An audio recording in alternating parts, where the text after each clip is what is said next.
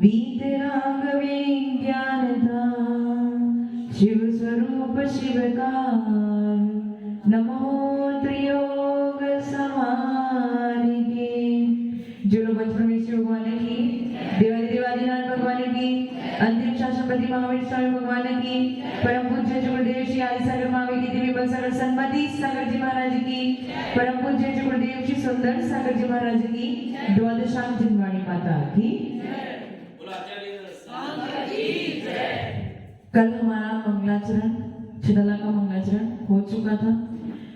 तीन भुवन में सार, वीतराग विज्ञानता शिव स्वरूप शिवकार नवमो त्रियोग समारिके। इतनी बात समझ लेना। आप स्वाध्याय करो, अभिषेक करो, पूजा करो, साधु को आहार दान दो, सब में लक्ष्य केवल एक ही है और वो लक्ष्य क्या है? शिव स्वरूप शिवकार। बस यही हमारा लक्ष्य है। इसी लक्ष्य को लेके आपको सारे कार्य करने हैं। आगे दौलत राम जी ने पंक्ति लिखी है, जे त्रिभुवन में जीव अनंत सुख चाहे दुख ते परिवन ताते दुखारी सुखकार कहे सीख गुरु करुणाधर। बहुत ही इजी लैंग्वेज है। जे त्रिभुवन में जीव अनंत, जे त्रिभुवन यानी जो त्रिभुवन है, त्रिभुवन यानी तीनों लोग। इसमें कितने जीव है? अनंत जीव है। लेकिन हम कितने देख पा रहे हैं? हम कुछ एक मनुष्यों को देख पा रहे हैं और कुछ एक तीनों को देख पा रहे हैं। वो भी कौन से क्षेत्र के? कौन से क्षेत्र के? भरत क्षेत्र के पूरे मनुष्य आपको नहीं दिख रहे, पूरी तीन से दिख रहे। वो भी कौन से? भरत क्षेत्र के भी आर्यखंड का कुछ भाग के ही मनुष्य और तीन हमें नजर आ रहे हैं। लेकिन ये हमारे दृष्टिकोण का गलती है कि हमें अनंत जीव किनको दिख रहे हैं? केवल ज्ञानी को। ये अनंत जीव कहाँ रहते हैं? कहाँ रहते हैं? कौन से स्थान पे रहते हैं? कौन से स्थान पे? त्रस नाड़ी में तो त्रस जीव रहते हैं। अपने पास पंचेंद्रिय जीव है ना, एक इंद्री, दो इंद्री, तीन इंद्री, चतुरेंद्री और पंचेंद्री। इसमें से त्रस जीव कौन से हैं? 2, 3, 4, 5। ये 5, दो इंद्री, तीन इंद्री, चतुरेंद्री, पंचेंद्री सब त्रस जीव है। बाकी एक इंद्री जीव को क्या कहते हैं? स्थावर जीव कहते हैं। जो तो त्रस नाड़ी की आप बात कर रहे हो, जो त्रस नाड़ी की आप बात कर रहे हो, उस त्रस नाड़ी में कौन से जीव पाए जाते हैं? केवल त्रस जीव पाए जाते हैं। बाकी स्थावर कहाँ गए? लोक हमारा 14 राजू ऊंचा है और चौड़ाई नीचे 7 राजू, फिर कम होते हुए 1 राजू, फिर वापस बढ़ते हुए 5 राजू, फिर वापस कम होते हुए 1 राजू। ऐसा अपना लोक है। तो त्रस नाड़ी केवल 1 राजू बाई 1 राजू की है और ऊंचाई उसकी 14 राजू की है। तो उसमें तो त्रस जीव पाए जाते हैं। लेकिन बाकी सब में क्या पाया जाएगा? क्या पाया जाएगा? सारे स्थावर जीव, एकेंद्रीय जीव पाए जाएंगे। तो ये अनंत जीव जो है वो कहाँ पाए जा रहे हैं? तीनों लोग में। तीनों लोग में कौन से स्थान पर? त्रस नाड़ी में नहीं है। पूरे 3 लोक में ऐसा एक भी स्थान शेष नहीं है जहां पे जीव नहीं है। यहाँ पे जीव है, हम तो साक्षात दिख रहे, बाकी यहाँ पे जीव है कहाँ है? तो दिखते नहीं तो कैसे विश्वास करें? डॉक्टर साहब, विमल जी, दिखते तो कैसे विश्वास करें? हाँ, माइक्रोस्कोप में भी नहीं दिखते। किसकी दृष्टि में नजर आ रहे हैं? केवल नहीं। और केवल यानी हमारे लिए श्रद्धा का पात्र है, हमारे लिए विश्वास का पात्र है। हम उनकी बात को प्रामाणिक मानते हैं क्योंकि वो सर्वज्ञ और वो कह रहे हैं कि इस तीनों लोक में ऐसा एक भी स्थान शेष नहीं है जहाँ पे जीव नहीं पाए जाते हैं। और वो और क्या कह रहे हैं कि एक प्रदेश, इस 3 लोक में से केवल एक प्रदेश ले लो। एक प्रदेश यानी एक देश नहीं, एक प्रदेश, एक डॉट, एक पॉइंट, एक छोटा सा प्रदेश ले लो। उस एक प्रदेश में कितने जीव हो सकते हैं आप बताओ? हाँ, असंख्यात नहीं, अनंत जीव। एक प्रदेश में अनंत जीव है। और ऐसे कितने प्रदेश हैं? 343 घन राजू का ये लोक, इसमें असंख्यात प्रदेश है। एक प्रदेश पे अनंत जीव और 343 घन राजू के लोक में ऐसे असंख्यात प्रदेश है। समझ में आ रहा है? एक प्रदेश में कितने जीव और ऐसे कितने प्रदेश हैं? असंख्यात प्रदेश है। और इसमें और एडिशन करने के लिए और समझाने के लिए आचार्य भगवान क्या कह रहे हैं कि आज तक कितने सिद्ध हो गए? कितने सिद्ध हो गए? पंकज जी, आप कितने सिद्धों की वंदना करते हो? अनंत अनंत सिद्धों की वंदना करते हो।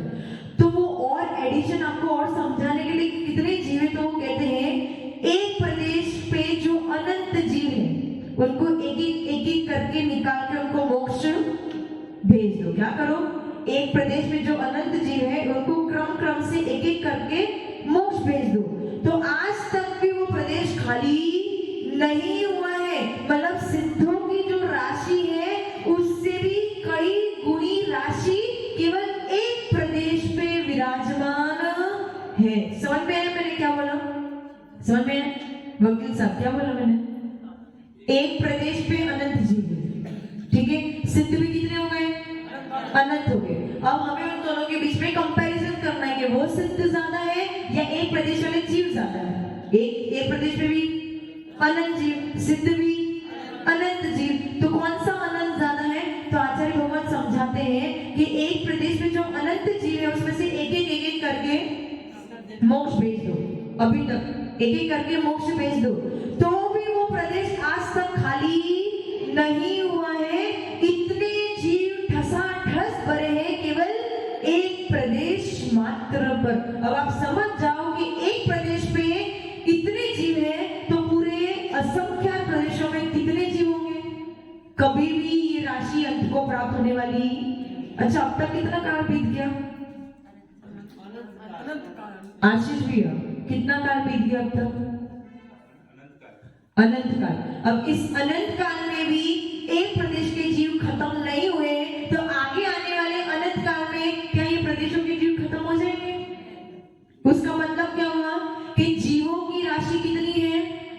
अनंत, अन प्लस अंत, जिसका कोई अंत नहीं होने वाला है, ऐसी अनंत राशि है। तो इसके बाद आचार्य भगवान क्या कहते हैं?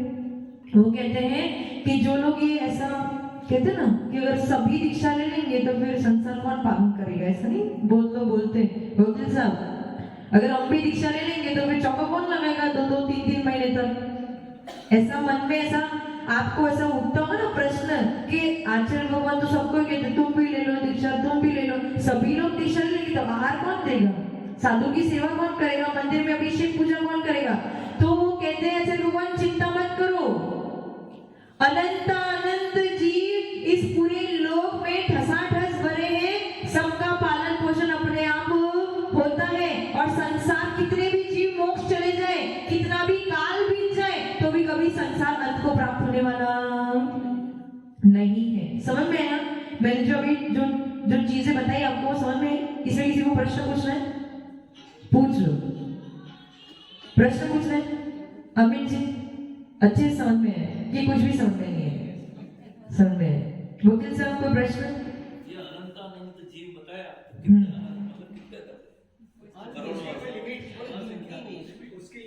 आप जो करोड़ अरब खरब ये जो नील आदि जो बातें कर रहे हैं ना, वो सब सिर्फ संख्यात राशि है। उस संख्यात राशि के आगे असंख्यात राशि आती जिसकी संख्या हम लिख नहीं सकते, निर्धारित नहीं कर सकते। और इस असंख्यात राशि के आगे अनंत राशि आती है, उस अनंत राशि में जीवों की राशि होती है।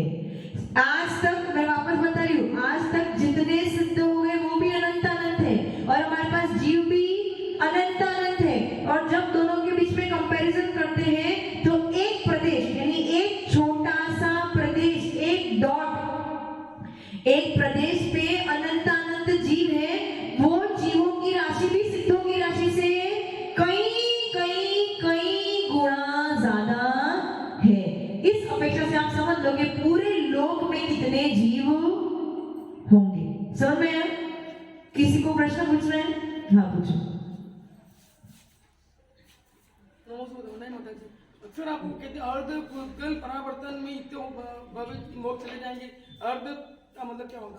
अर्ध पुद्गल परावर्तन, पुद्गल परावर्तन नाम की एक परावर्तन होता है, जिस नहीं द्रव्य परावर्तन नाम का एक द्रव्य, क्षेत्र, काल, भव और भाव, ऐसे 5 परावर्तन होते हैं। उसमें से द्रव्य परिवर्तन, बैठ जाओ, द्रव्य परिवर्तन 2 प्रकार का होता है, कर्म पुद्गल द्रव्य परिवर्तन और नौ कर्म पुद्गल द्रव्य परिवर्तन। हो सकता है आपको समझ में ना आए, माइक बंद कर दो। हो सकता है आपको थोड़ा समझ में ना आए, परंतु इसमें कहने का अर्थ ये होता है कि आप देखो, द्रव्य पुद्गल परावर्तन 2 प्रकार का होता है, कर्म परावर्तन और नौ कर्म परावर्तन। उसमें कर्म परावर्तन क्या, आज आपने कुछ कर्मों को ग्रहण किया, अच्छे से सुनना, समझ में आएगा। आज आपने कुछ कर्मों को ग्रहण किया और फिर उस कर्मों को छोड़ भी दिया। अब कई कई कई कई कई भव बीत जाएंगे, कितना काल बीत जाएगा, फिर एक समय ऐसा लौट के आएगा कि आप उसी कर्म को, उसी पुद्गल वर्णा को उसी भाव के साथ में वापस ग्रहण करते हो, तब जाके आपका एक कर्म पुद्गल परावर्तन पूर्ण साइकिल पूरा हुआ ना आपका। चालू कहां से किया था आपने? एक कर्म पुद्गल वर्णा से चालू किया था, उसे आपने ग्रहण किया और छोड़ दिया। अब बहुत बहुत बहुत समय बीत गया और पुनः लौट के आप उसी वर्णा को ग्रहण कर रहे हो, तब जाके आपका एक साइकिल, कौन सा साइकिल पूरा हुआ? कर्म परावर्तन का। कौन सा? ये जो आपने कपड़े पहने हैं वो नए हैं, नए हैं आशीष जी? पुराने मतलब ऐसा नहीं, मतलब आपने ही पहली बार ही पहने हैं कि किसी और ने भी पहने हैं ये कपड़े? हाँ, सीधे फैक्ट्री से मैन्युफैक्चर आपके मैन्युफैक्चर होके तो आपके पास आए? किसी के उतारे हुए कपड़े थोड़ी ना पहने आप लोगों ने? किसी के उतारे हुए कपड़े पहने? पुष्पा आंटी कुछ कह रही है, किसी के उतारे हुए कपड़े पहने? किसी ने पहले पहने होंगे, उसके फिर वापस। ये कपड़े भी पुद्गल है, ये शरीर भी पुद्गल है, आपके पास जितना सामान है सब पुद्गल है। अभी कपड़े पता नहीं कितने भाव पहले, कितने समय पहले, शायद हो सकता है कुछ भोजन के रूप में हो, यही भोजन कुछ समय पहले किसी शरीर के रूप में हो, यही शरीर कुछ समय पहले किसी पेड़ के रूप में हो। पुद्गल परिवर्तित होता रहता है। तो जो आपने कपड़े पहने हैं उसका स्वरूप आपको, उसकी पर्याय नहीं दिख रही है, लेकिन जो उसमें वर्णाएं लगी है, जो सामान मटेरियल लगा है, वो सबका सब पुराना है, सबका सब उपयोग हो चुका। आपका शरीर किसी और ने उपयोग किया है? वकील साहब अभी तो बताया मैंने, ये शरीर कहां से लेके आया? कहां से लेके आया? माता के गर्भ से। माता के गर्भ से लेके, लेकिन इसमें जो मटेरियल यूज हुआ है, जो पुद्गल यूज हुआ है, वो कहीं ना कहीं से बाहर से लिया हुआ है। पहले हो सकता है वो कपड़े के फॉर्म में हो, उसके पहले हो सकता है वो किसी ईंट या पत्थर के फॉर्म में हो, उसके पहले हो सकता है वो जल के फॉर्म में हो। मतलब वो पुद्गल अपने पर्याय को, जैसे आप अपने पर्याय को बदल रहे हो कि नहीं, कभी देव, कभी नाती, कभी धीरेज, कभी मनुष्य, ऐसे ये पुद्गल, कभी कपड़ा, कभी पुस्तक, कभी माला, कभी टेबल, कभी मोबाइल, कभी स्टैंड, ऐसे बदलता रहते हैं अपने पर्याय को बदल। तो जो शरीर आपको मिला है उसमें जो मटेरियल यूज हुआ है ना, वो मटेरियल नया, किसी किसी के द्वारा छोड़ा हुआ आपने ग्रहण किया। तो उसी प्रकार से जो आज आपने कर्म वर्गणाएं ग्रहण की है, उसे आप छोड़ दोगे, वो छोड़ी हुई वर्गना कोई और ग्रहण करेगा, और बहुत समय ऐसे ऐसे बीत के एक समय ऐसा आएगा कि वापस आप उसी कर्म वर्णा को ग्रहण कर रहे हो। तब आपका एक साइकिल कौन सा वाला? कर्म परावर्तन का एक साइकिल पूरा हुआ। और दूसरा है नौ कर्म परावर्तन। कौन सा? नौ कर्म परावर्तन, यानी आपका जो शरीर है ना, इस शरीर में भी पुद्गल वर्णाएं, शरीर नामकरण का कार्य बताया था मैंने, जिसने नामकरण पढ़ा होगा। शरीर नामकरण का कार्य क्या था?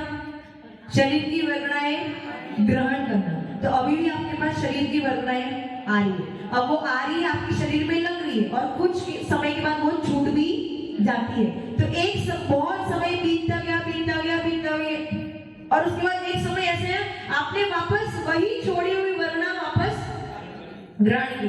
तो आपका 9 कर्म पुद्गल परावर्तन पूर्ण साइकिल पूरा हुआ।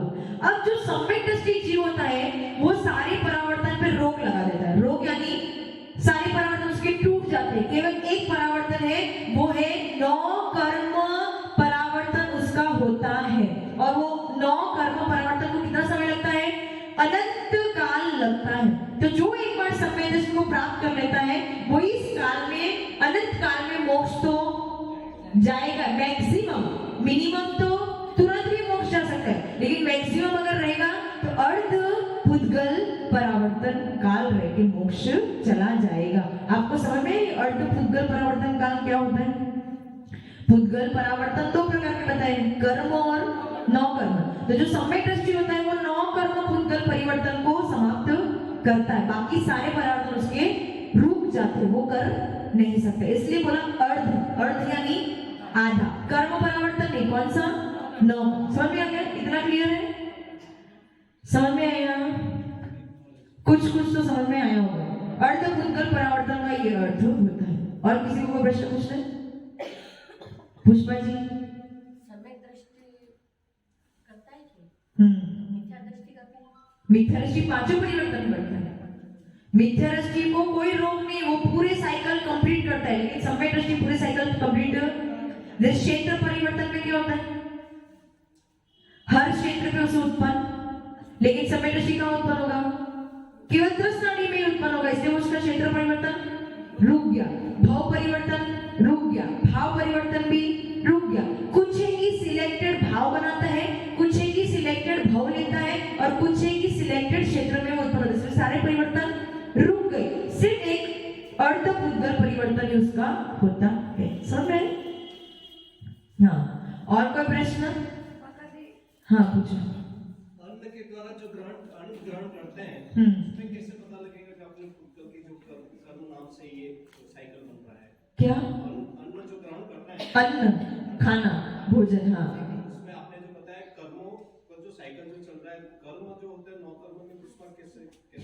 9 कर्म, यहाँ पे 9 कर्म यानी अन्न नहीं, आपके शरीर नाम कर्म के उदय से इस वातावरण में ये शरीर के योग्य वर्णनाएं हैं जिसे आप ग्रहण कर रहे हैं। आपको दिखने भी है, किसको दिख रही है?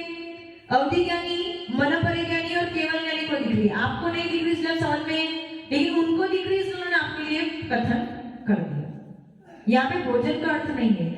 जैसे अन्न होता है, उसको अपन ग्रहण करते हैं। अन्न भी जो होता है उसके अंदर भी कर्म को कैसे पता लगेगा कि ये बाद में बना हुआ है? कर्म अलग है, अन्न अलग है। क्या कहना चाह रहे हैं आप? क्या कहना चाह रहे हैं? वो ये कहना है अन्न भी पुद्गल है। हाँ, अन्न पुद्गल है। पहले किसी को किसी और बढ़िया में रहा होगा अन्न। सही है ना? अब आज आपने अन्न खाया, अंदर जाके क्या बनेगा? वो मल बनेगा। वो मल कहाँ जाएगा? खेतों आदि में समझ डाल दिया, फिर उससे क्या होगा? वापस उस नया अन्न अथवा फल अथवा फूल उत्पन्न हो गया, तो वो चावल परिवर्तित हो गया। उसका जो पुद्गल है वो क्या हो गया?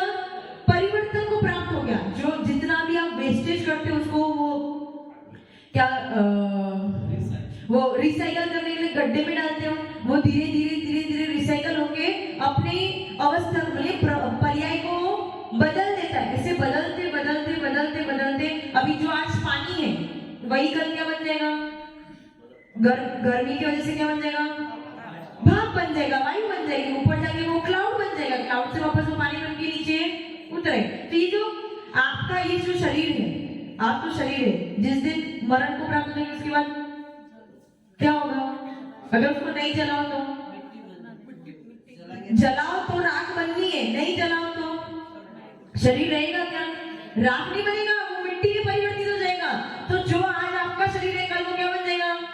मिट्टी। वो मिट्टी कहीं आगे जाके कुछ और बन जाएगी। ऐसे करते करते, क्योंकि अपने पास सब कुछ लिमिटेड है, पुद्गल अनंत है लेकिन लिमिटेड है, तो ऐसा नहीं कि सबका अपना अपना कोटा फिक्स है। तुम्हारा इतना पुद्गल, वकील साहब का इतना पुद्गल, अमित जी का इतना, सबके पास इधर उधर से घूम के आता। करेंसी होती है ना, पैसे, आपने 5 रुपए किसी को दिए, उसने वो किसी और को दिए, कैसे घूमती रहती है। तो किसी का उस पे हक नहीं होता है, यानी उसके कोई उसका स्वामी नहीं है, वो घूमती रहती है। उसी प्रकार से पुद्गल जो है वो भी एक दूसरे के पास घूमता रहता है। समझ में? तो जे त्रिभुवन में जीव अनंत, कितने जीव हैं? अनंत जीव। कितने अनंत? यानी जिसका कोई अंत नहीं है। एक प्रदेश पे अनंत अनंत जीव है, और ऐसे कितने प्रदेश हैं? असंख्य प्रदेश है। इतना नहीं, जे त्रिभुवन में जीव अनंत सुख चाहे दुख ते भाई। सबकी एक ही कहानी, वो आता ना कहानी घर घर की, तो कहानी हर एक जीव की एक ही है। क्या है? सुख चाहे दुख ते भयवन। सबको सुख चाहिए, दुख से सब लोग डरते हैं। आप लोग को दुख चाहिए क्या? कोई सामने से हाँ चलो लाओ दुख भी चलेगा मेरे को, ऐसा कोई है बोलने वाला? एक छोटा कीड़ा भी क्यों ना हो, मच्छर क्यों ना हो, मक्खी भी क्यों ना हो, चींटी भी क्यों ना हो, कोई भी क्यों ना हो, सबके अंदर में भावना तो एक ही है। क्या चाहिए? सुख चाहिए। दुख किसी को भी, वो नारकी जो नरक में पड़ा है वो भी दुख से इतना परेशान हो गया है, वो सोच रहा है कब मेरा मरण हो और मैं इस दुख से छुटकारा पालूं। तो इन जे त्रिभुवन में जीव अनंत, ये अनंत अनंत जीव है और इन सब की कहानी एक ही है। क्या कहानी है? सुख चाहे दुख ते भयवन। सब सुख चाहते हैं और दुख से सारे के सारे भयभीत, सब दुख से डरते हैं। अभी बहुत अच्छा समय चल रहा हो और पता चले कि कोई दुश्मन खड़ा हो रहा है सामने, कंपटीटर है, तो फिर क्या हो जाएगा? अंदर में क्या होगा? ज्वालामुखी उठ जाएगी कि अब क्या होगा, अब क्या होगा, मेरा कंपटीटर आ गया, कहीं मेरा बिजनेस कम ना हो जाए, कभी धन संपत्ति कम ना हो जाए, कहाँ मेरा व्यापार कम ना हो जाए, कभी मेरे कस्टमर कम ना हो जाए।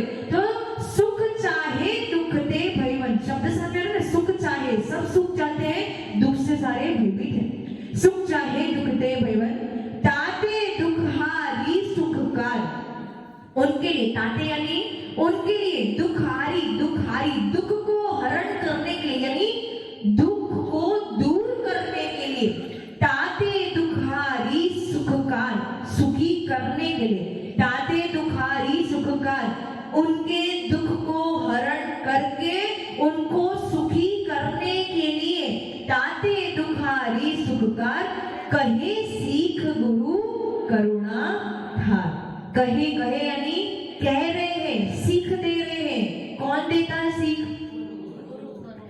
और किसी के पास की सीख का कोई मतलब, जितने भी लोग इस संसार में आपको एडवाइस दे रहे हैं, सब के सब रागी द्वेषी है। आपको संसार की एडवाइस तो दे सकते हैं, लेकिन मोक्ष मार्ग की एडवाइस तो कौन दे सकता है?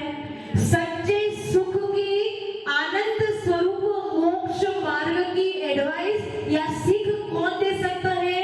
केवल एक गुरु ही दे सकते हैं, जो स्वयं उस मार्ग पे चल रहे हैं और बाकी सबको भी चलाने के लिए उपदेश दे रहे हैं। उसके आगे एक और विशेषण ऐड कर दिया, ताते दुखारी सुखकार, कहे सीख गुरु करुणा धार। गुरु को आपसे कोई प्रयोजन नहीं है, लेकिन उनके मन में जो करुणा बैठी है, जो दया बैठी है, वो क्या सोच रहे हैं? हमें तो ज्ञान हो गया, लेकिन इन लोग को ज्ञान, तो हम क्या करें?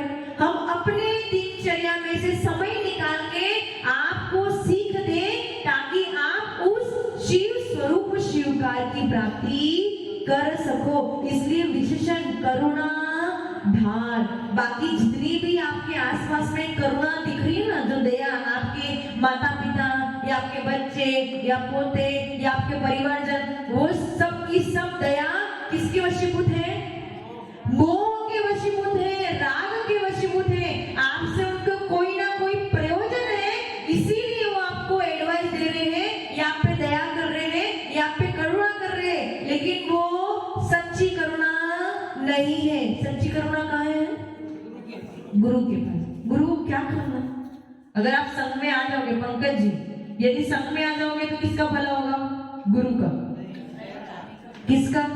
अरे उनके लिए तो एक व्यक्ति और बढ़ जाएगा, जिनके लिए उनको पालन पोषण करना पड़ेगा, उनको विकल्प उत्पन्न करना पड़ेगा। करना पड़ेगा कि नहीं करना पड़ेगा? अगर संघ में कोई ना हो तो उनको कोई विकल्प रहेगा?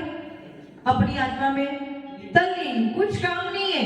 कौन कहाँ आर करने जा रहा है, कौन कहाँ बैठा है, कौन पढ़ाई कर रहा है, कौन नहीं, कोई मतलब नहीं। लेकिन संघ बनाया क्यों? खुद की विकल्पों को बढ़ा के, खुद की टेंशन को बढ़ा के संघ बड़ा क्यों कर रहे हैं? संघ बड़ा कर रहे हो, लोगों को मोक्ष मार्ग पे क्यों लगा रहे हैं?